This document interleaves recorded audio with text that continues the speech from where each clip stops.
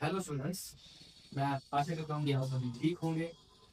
मैं एक बार फिर से आपका बहुत स्वागत करता हूँ प्रज्ञान कोचिंग इंस्टीट्यूट के यूट्यूब प्लेटफॉर्म पे। जैसे कि आप सभी जानते हैं, हमने सेक्स रिलेशन और फंक्शन टॉपिक शुरू किया है, तो आज है उसका लेक्चर नंबर 4। तो आज हम रिलेशंस, टाइप्स ऑफ रिलेशंस के बारे में ब्रीफ डिस्कशन करेंगे। तो जैसा कि हमने पिछले लेक्चर्स में sets, subsets, order pair, Cartesian product के बारे में पढ़ा है, तो अब हम उसका यूज रिलेशन में जिस प्रकार है उसके बारे में डिस्कस करेंगे। तो सबसे पहले मैं रिलेशन की डेफिनेशन बताऊं कि किसी भी सेट का रिलेशन निकालने के लिए सबसे पहले इंपॉर्टेंट चीज है कि उसमें दो सेट्स का होना जरूरी है। अगर दो सेट्स होंगे तभी हम उनके बीच में कोई रिलेशन पता कर सकेंगे। ठीक है, तो डेफिनेशन है relation defined from set A to set B is the subset of A cross B. जैसे दो सेट है ए और बी, अगर हमें उन दो सेट्स के बीच में रिलेशन बताना है तो उन दोनों का हमें कार्टेशियन प्रोडक्ट निकालना पड़ेगा। वो कार्टेशियन प्रोडक्ट जो निकलेगा वही उन दो सेट्स का रिलेशन डिफाइन करेगा। ठीक है, और जैसे दो सेट है ए और बी, उसमें नंबर ऑफ एलिमेंट्स जितने होंगे उनका जो कार्टेशियन प्रोडक्ट निकलेगा, तो उसके जो सब सेट्स होंगे वो ए और बी के बीच में रिलेशन डिफाइन करेंगे। ठीक है, जैसे आप नीचे पढ़ रहे हैं relation define from A to B. अगर हम ए से बी का रिलेशन बता रहे हैं तो वो सबसेट होगा ए क्रॉस बी का। और अगर हम रिलेशन बता रहे हैं बी से ए का, तो वो कार्टेशियन प्रोडक्ट किसका सबसेट होगा, बी क्रॉस ए का। ठीक है, relation define from A to B, ये रिलेशन को रिप्रेजेंट करने का तरीका। ठीक है, और लास्ट क्वेश्चन इंपॉर्टेंट है, अगर रिलेशन हम किसी सेट का उसी सेट के साथ बता रहे हैं, जैसे relation defined from A to A is the subset of A cross A. ठीक है, तो वो सबसेट किसका होगा, उसी का उसी रिलेशन के साथ। जैसे मैं आपको एक एग्जांपल दूं, दो सेट है एग्जांपल, एक सेट है 1 2 3, ठीक है, और दूसरा सेट है 5 6। ठीक है, तो इसमें हमें रिलेशन बताना था, रिलेशन ए टू बी। ठीक है, तो डेफिनेशन क्या पढ़ी थी, relation defined from A to B is the subset of A cross B. ठीक है, इसमें हम ए क्रॉस बी निकालेंगे, ए क्रॉस बी क्या निकलेगा, 1 5 1 6, 2 5 2 6, 3 5 3 6। ठीक है, तो ये जो क्रॉस प्रोडक्ट कार्टेशियन प्रोडक्ट निकला ए क्रॉस बी का, ये ए और बी के बीच में रिलेशन बताएगा। ठीक है, अब हम जैसे इसमें से कोई भी एलिमेंट ले लें, ठीक है, एलिमेंट लिया हमने ए क्रॉस बी का, जैसे ले लिया 1 6। ठीक है, इसमें 1 बिलोंग कर रहा है ए के, ठीक है, एंड 6 बिलोंग कर रहा है बी साइड से। ठीक है, तो ये ए 1 6 जो रिलेशन बता रहा है वो ए क्रॉस बी का सबसेट बता रहा है। ठीक है, और 1 ए में है, 6 बी में है, तो ये रिलेशन ए और बी में एक रिलेशन बन गया। ठीक है, और अगर हमें, आपको मैं एक चीज और बताऊं, जितने भी ए क्रॉस बी में जितने भी सबसेट बनेंगे वो सभी उसके रिलेशन की कहलाएंगे। मतलब जितने हम इसके सबसेट लिख सकते हैं उतने ही हम इसके रिलेशन भी डिफाइन कर सकते हैं। ठीक है, तो मैं जैसे हम निकालते थे number of elements in A, number of elements in B. ठीक है, number of elements in A निकालना हो तो क्या होगा, उस सेट में जितने एलिमेंट्स प्रेजेंट हो, number of elements in A कितने हैं 3, and number of elements in B कितने हैं 2। तो number of elements in A cross B कैसे निकलता था, इन दोनों का प्रोडक्ट करके 3 मल्टीप्लाई बाय 2 इक्वल्स टू 6। ठीक है, अब हमें क्वेश्चन में पूछा है कि नंबर ऑफ रिलेशन डिफाइन करने हैं हमने ए क्रॉस बी में, तो number of relation in A cross B क्या निकलेगा, इसका फॉर्मूला होगा 2 into number of elements in A cross B, कितने ए क्रॉस बी में 6। ठीक है, क्या फॉर्मूला निकलेगा, रिलेशंस निकालने का फॉर्मूला है number of elements in A cross B. जैसे इसमें नंबर ऑफ एलिमेंट्स p है, इसमें नंबर ऑफ एलिमेंट्स q है, तो relation P Q number of elements A cross B. तो रिलेशन बताने के लिए नंबर ऑफ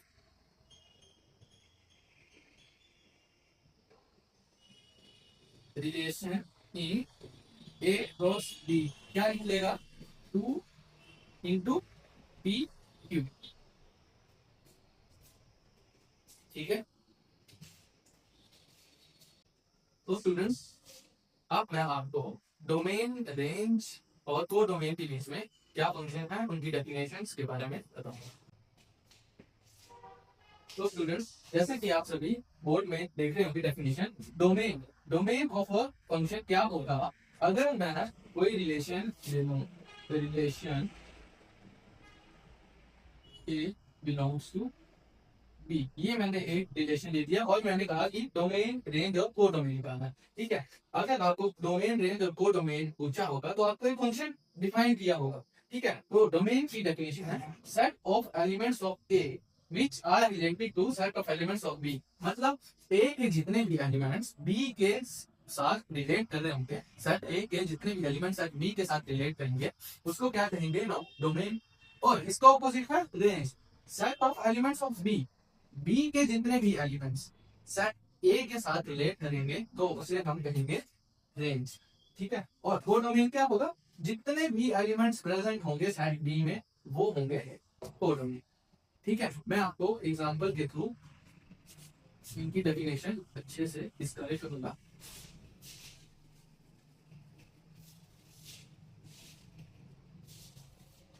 जैसे मैं एक सेट ले रहा हूँ, 1 2 3 4 और एक सेट लिया है बी, 3 5 8 9। ठीक है, और मैंने एक रिलेशन बताया, कोई भी रिलेशन डिफाइन लगा, अभी मैं इंटरनेट बताऊंगा। जैसे एलिमेंट ऑफ ए रिलेट कर रहा है 3 के साथ, ठीक है, और एलिमेंट ऑफ ए 2 रिलेट कर रहा है 8 के साथ, और 3 रिलेट कर रहा है 5 के साथ। ठीक है, और बस मिला लेंगे देखो। तो मैं इसका डोमेन करूंगा, तो डोमेन क्या होगा,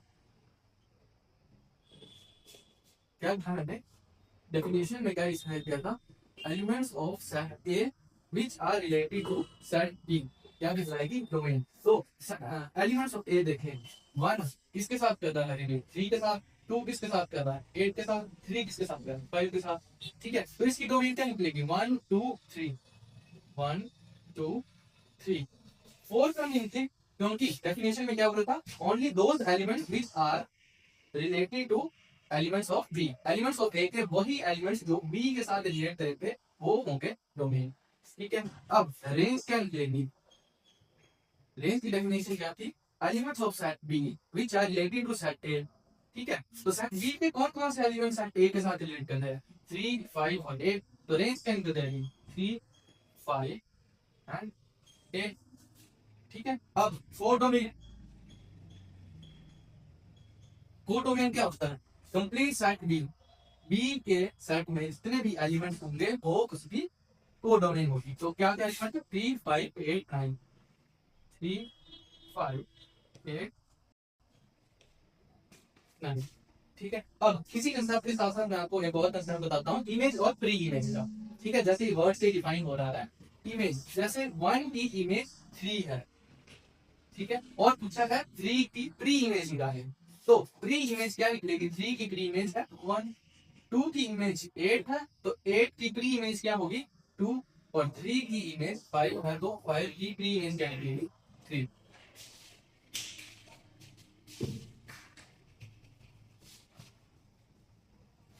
तो स्टूडेंट्स अब मैं डोमेन, रेंज और को डोमेन के बाद जो रिप्रेजेंटेशन होती है किसी सेट की in the form of roster form, in the form of set with the form और इन डायग्रामेटिकली फॉर्म, उनके बीच में क्या रिप्रेजेंटेशन होगी उसके बारे में बताऊंगा। जैसे मैंने एक एग्जांपल एक सेट दिया 1 -1 2 3 एंड 4, और दूसरा सेट लिया मैंने 1 9 16 एंड 18।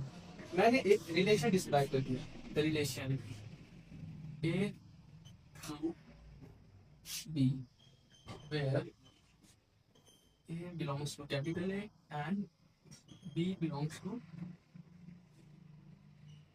कैपिटल बी, और रिलेशन बता दिया मैंने B equals to A square. ठीक है, ये एक रिलेशन बताया था। अब किसी भी रिलेशन को रिलेट करने के लिए एरो डायग्राम सबसे इजीएस्ट फॉर्म है। जैसे मैं सबसे ले लूँ, याद कीजिए हमने 1 -1 2 3 एंड 4, और B के लिए हमने 1 9 16 18। ठीक है, अब रिलेशन क्या दिया था, एलिमेंट्स ऑफ बी जो है वो ए स्क्वायर इक्वल है। ठीक है, इसमें हमें रिलेशन फाइंड आउट करना है कि बी के जो एलिमेंट्स है वो ए स्क्वायर के इक्वल है।